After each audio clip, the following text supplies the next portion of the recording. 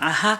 Ер нь бол энэ төсвийн том энэ далаа руу ороод тэгээд алга болчихоодэ гэдэг дээр маш санаа зовж байна. Тэгэхээр энийг бас маш нарийн тусгаж өгөх юм байна гэж ойлголоо. Тэгэхээр ер нь бол энэ хүүхэд хамгаалал, хүүхдийн хөгжил зориулсан энэ төсөв мөнгө бол яг нэг албан тушаалтны өөрийнх нь одоо үзмжээр шийдэгдээд тэгээд яг хүүхдтэй очтгоо гэдэг дээр бол бас бүгдээрээ санал нэгдэж байна л да.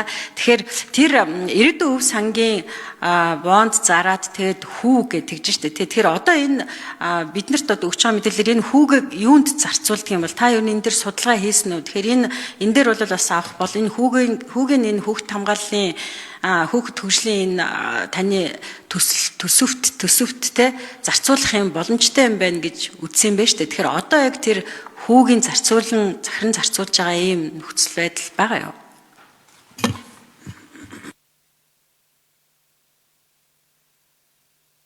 За Бадамсрын гишүүн нэмж хариулъя.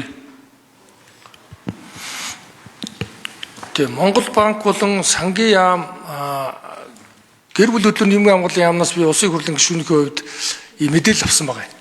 Тэгээ энэ мэдээлэл байгаа. Энэ Монгол банкнаас ирүүлсэн энэ мэдээлэл заасан зүйлийг би одоо байгаа мэдээллийг танд танилцуулж байгаа. За хүүгийн орлого нь ингээд нэмэгдээд явах юм билээ. Жилдээ ингээд 200 гаруй тэрбум төгрөгөөр эх хонд дахиад мөнгө одоо нэмэгдэх байх. Өөрөөр хэлбэл энэ үндэсний балийн сангийн тухай хууль зааснаар 3 сантай байна.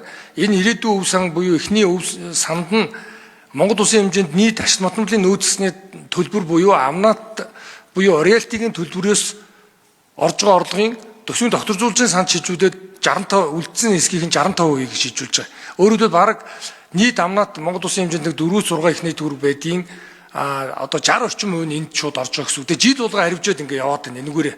Хамгийн багадаа 2 их 80 гаруй төгрөгөөр жил болгоно. Энэ бол үндсэн мөнгө нь. Хүн нь бол тус